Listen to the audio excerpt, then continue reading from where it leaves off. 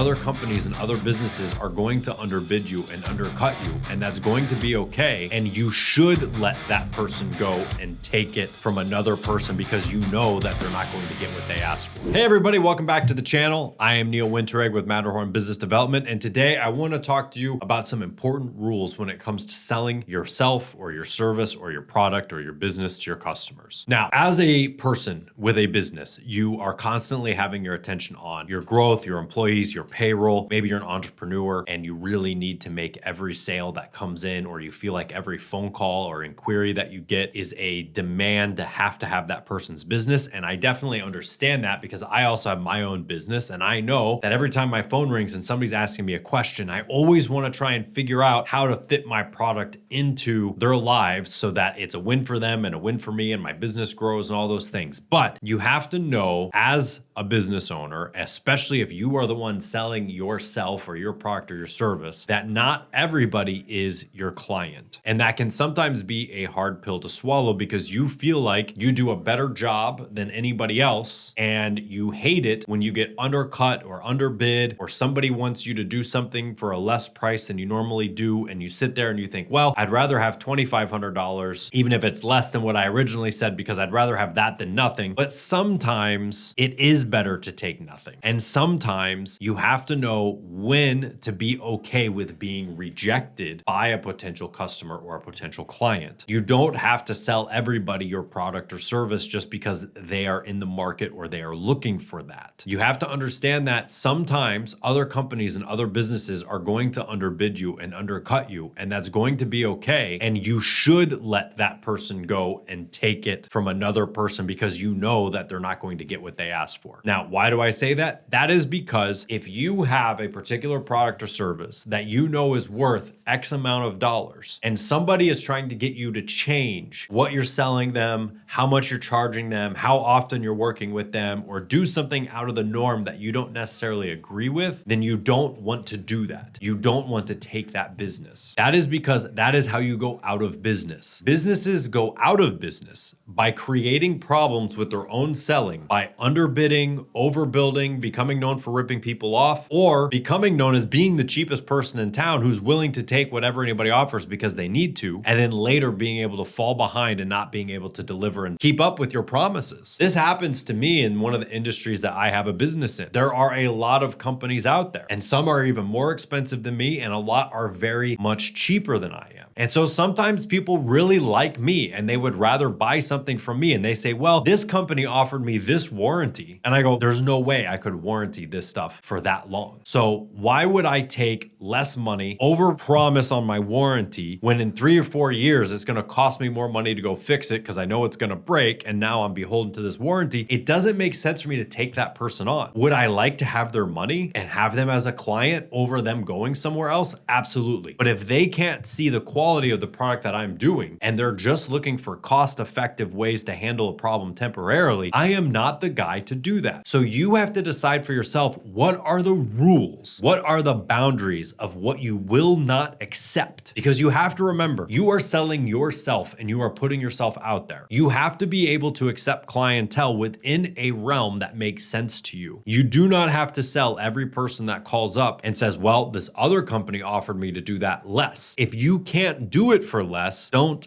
do it. And that is part of rejection in sales. That is the mentality that makes people think that their product is overpriced, that they're always having to underbid.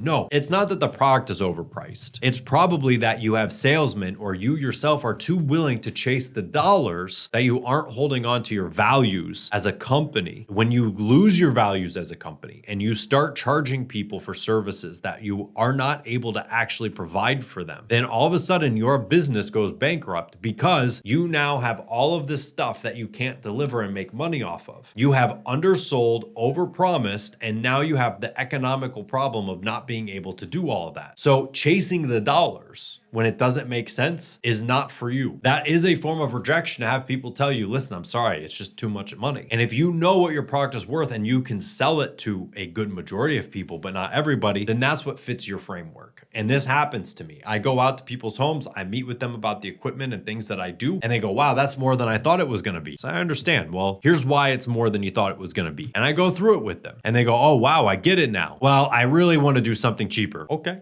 Feel free to call around. Feel free to talk to other people, but this is the way I do my product. Well, could you do it like this? This other company does this. No, that's not what I do. I do not compromise my product to try and suit what somebody else does who doesn't know what they're doing in my field. As a salesperson, you will get rejected. It is not personal. It is not always that every person that calls you is trying to work with you and is willing to pay whatever it takes. But you have to understand that your business to propel into the future has to have financial resources, and you have to figure out what your pricing is that fits how you grow your company, and you have to keep it within that framework. Now, in the beginning, if you're a solopreneur and you're doing your own thing, I get it. You're gonna go outside of that because you got rent due, and sometimes it sucks and you have to do it. I understand that, and I'm actually okay with that. You know, you're 3 months in business and you're figuring it out, figure it out. But if you want to really grow and be stable, you have to set a fee, you have to work within the realms of what you know works, and do not compromise your own integrity to accept money from somebody for something that you feel like is not in exchange properly with that person. That is how I run my business. And sometimes, yes, I really wish that person had bought from me instead of that other company, because that other company has no idea what they're doing, but they made up their mind and it is what it is. And there's no way that I could sell it cheaper that I would be comfortable with. In sales, you got to look at what your rules are, what your boundaries are. As a business owner, you have to look at what it is that you actually need to grow stably and not just pay the rent next week and not just getting yourself out of a bind. If you start getting yourself out of binds and only taking money from that way, you never get ahead, because now you're only handling problems that end up costing you more money in the future. So make sure you come up with your rules, your playbook, and you follow that. And if you get rejected because it's too expensive, that's fine, because there will be another person right around the corner who pays you no questions asked when you're still sitting here pondering whether or not you should have done that for the other person or not. So do not get stuck on those. And what I always say is people are going to go out, they're going to talk to this other company that has an inferior product and a little bit of a cheaper price. And I know that they're going to like me better than whoever else it is that they talk to. And if they liked me, they are willing to pay more to get my expertise and my precision and knowingness about the product that the other company doesn't have. And if people don't want that and it's just dollars and cents, that is not the game that you're playing. It is not just about dollars and cents to you. It's providing a good product and service for your client. And that's what's most important. So if you get rejected, it's part of it. I know it sucks being told no or just being ghosted, but that's sometimes what you have to do for the future of the company and for your business. If you found this video helpful, please go ahead, hit the thumbs up, leave a comment, look back at some of our previous videos, and be sure you click below to find out how to join the Growth Hub for Entrepreneurs, which is our online community of dedicated business owners and entrepreneurs like yourself that you get to learn from and study with and grow your business with. I'll see you next time.